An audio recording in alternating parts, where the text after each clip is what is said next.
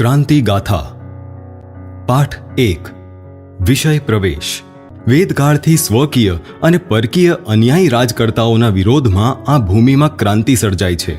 અન્યાયી van રાજાને ઠાર કરીને એના પુત્ર પૃથુને રાજા બનાવવામાં આવેલ.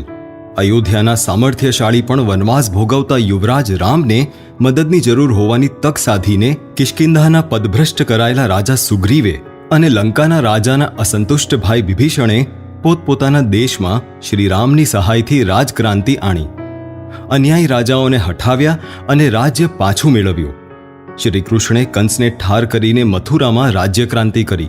વિક્રમાદિત્યે હુણ, બર્બર, યવન વગેરે આક્રમણકારોને પરાજય કર્યો. એ લોકોના આ ભૂમિ પરના અપવિત્ર સામ્રાજ્ય તેમણે નષ્ટ કર્યા. એટલું જ નહીં, પણ ખુદ એમના જ પ્રદેશમાં પોતાના રાજ્યની સીમા વિસ્તારી. શાલિવાહને માટીમાંથી સૈનિક નિર્માણ કરીને શક સામ્રાજ્યનો નાશ કર્યો. હરિહર અને બુક્કરાય આ ભાઈઓએ બહમની સુલતાનની છાતી પર વિજયનગરનું સામ્રાજ્ય ખડું કર્યું.